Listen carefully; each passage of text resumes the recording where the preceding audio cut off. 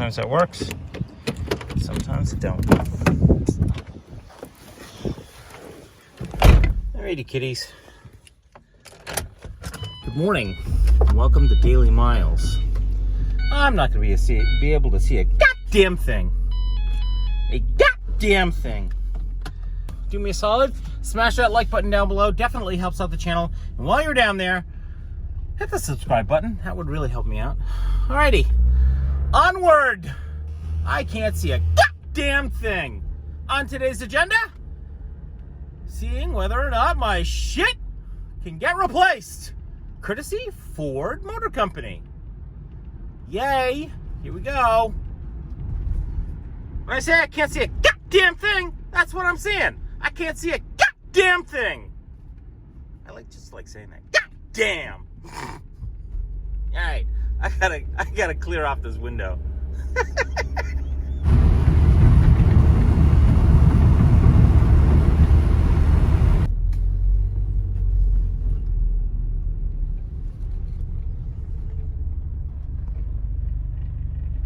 Arrived at the service department at the crack of shit. Here we go, kiddies. We're going in full throttle. You knew that was gonna happen, right? Okay.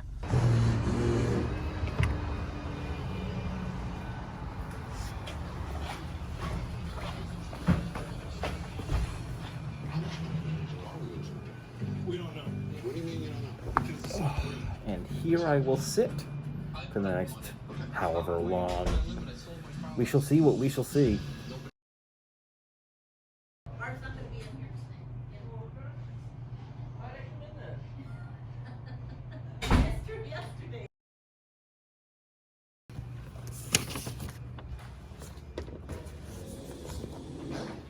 Service tank 4678, 4678, white Ford train.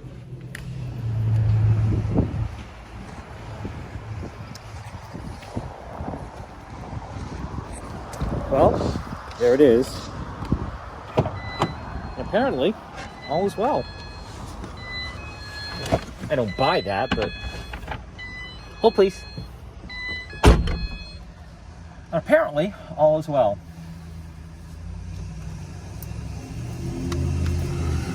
So, let me give you the after-action report. Hold on, please. All right, we're parked. Let's take a gander at what I'm yapping about. So rather than talk about this, I want to show it to you. So that your eyes don't glaze over, I will try to make this as user simple as possible, he says. Ha ha ha ha ha. All right, let's get past the security feature. Okay, that's the easy part. Here comes the hard part. Hold, please.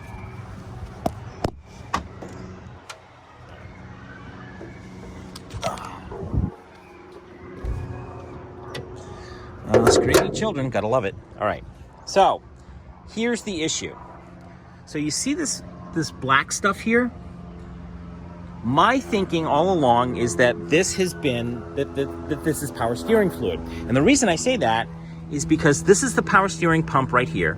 And you'll notice right here that this flange has come away from the housing. There's an O-ring that's sitting there.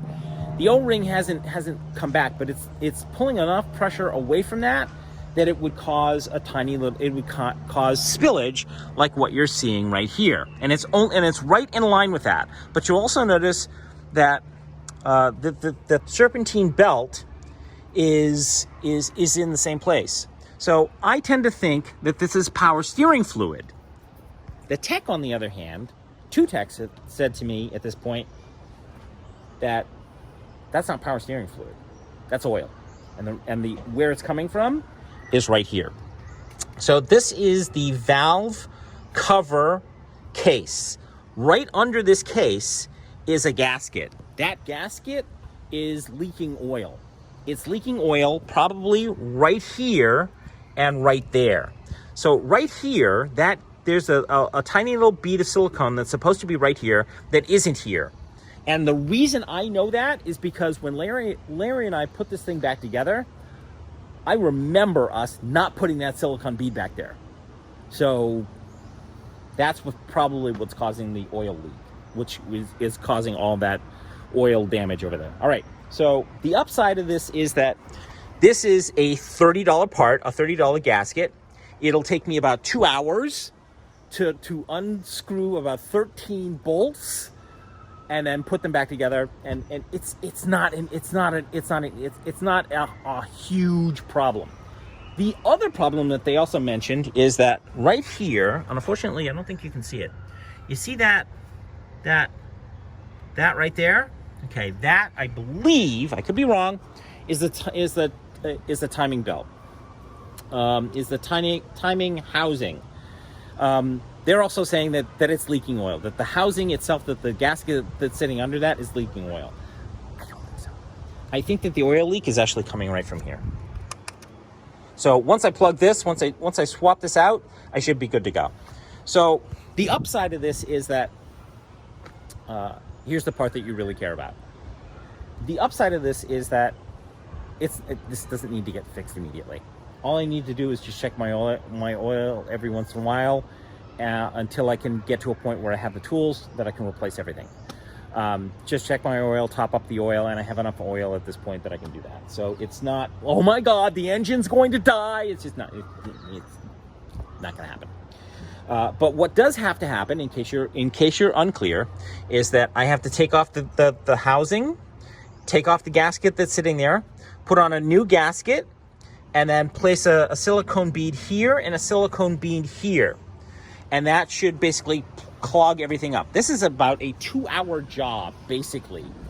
The housing will come off like that, but it's basically unscrewing all of these bolts right here and then taking this off and unscrewing the fuel line right there, clipping that off, and we are basically good to go. It's not rocket science. I've done this job before. It is easy to do. Alrighty. And I should also point out that there's oil probably in chamber 1. There's probably a little bit of oil in chamber 2, but not in chambers 3 and 4. So that when I take off the cover, I actually have to take these guys off and then clean out the spark plugs. I should probably change my spark plugs anyways. I don't need to change out the coil packs, which is what those are. That's the replacement for a distributor cap, by the way. See, Larry, I remembered. And we should be at this point, basically at that particular juncture, pretty good. I don't have to worry about that. I mean, the engine is basically clean at this point. What I do have to worry about is that little tiny rattle, and I know what that is, so I'm gonna go take care of that a little bit later. Not today, probably first thing tomorrow morning, and then that's it. I'm done. I can actually leave here with a little bit of confidence that the engine's not gonna die on me. It's basically clean at this point, and I don't have to worry about anything. What? Kidding.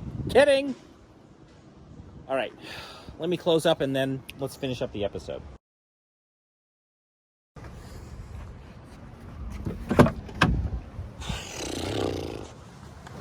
Alrighty. So there's one thing that I want to talk about before I sign off today, and that's this stuff can seem really daunting.